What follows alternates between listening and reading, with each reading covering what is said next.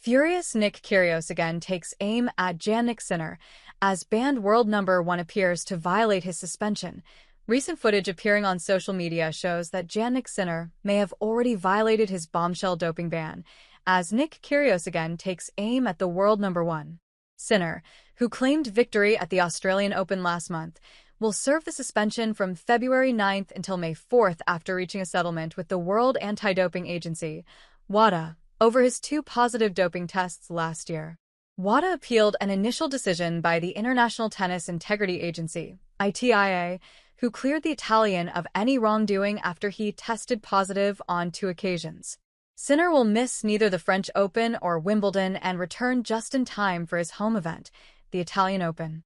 According to a prominent tennis account on social media, Sinner cannot train at any official tennis facility or with any active tennis player until April 13th. He is not allowed to play in any tennis events until May 4th. However, footage has appeared on social media showing the Italian star training on courts in Doha in violation of those terms. Angry tennis fans questioned why he was on the court. If he was banned effective February 9th, how is he allowed to practice on the courts on February 13th? Posted one on X. Thought he was banned from pro tournaments from February 9th? Said another. Meanwhile, Nick Kyrgios has been scathing of the 3-month doping ban, calling it a sad day for the game. On Sunday afternoon, he again took aim at Sinner, posting to X, "So you were innocent, and we were getting fed that you were innocent, but now you are suspended from playing the sport? Make it make sense. I've got multiple players in my DMs on how putrid this is. Laughing emoji. Even Grand Slam champions.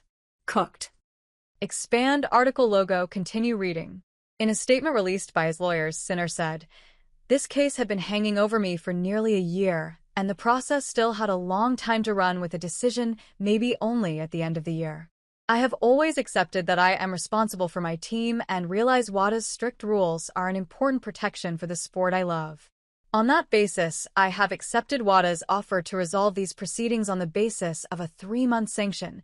Tennis's anti-doping body, the Tennis Integrity Agency, had accepted Sinner's explanation that the banned substance clostebol entered his system via a cream applied to a cut on his physio's hand.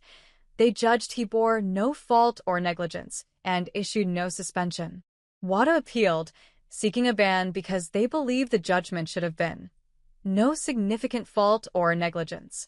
In August last year, Sinner denied allegations that he was given special treatment and insists his conscience is clean after he avoided a ban. "Of course I was worried, because it was the first time for me, and hopefully the last time that I am in this situation," Sinner continued. "I believe I'm a fair player on and off the court. In my mind I know that I haven't done anything wrong." Sinner insisted he always will respect these rules of anti-doping and denied that he has been treated as a special case. "Every player who gets tested positive has to go through the same process. There is no shortcut, there is no different treatment," he said. "I know sometimes the frustration of other players, obviously. But maybe because they got suspended is they didn't know exactly where it comes from, also what substance, but the main reason is where it comes from and how it entered in his own system."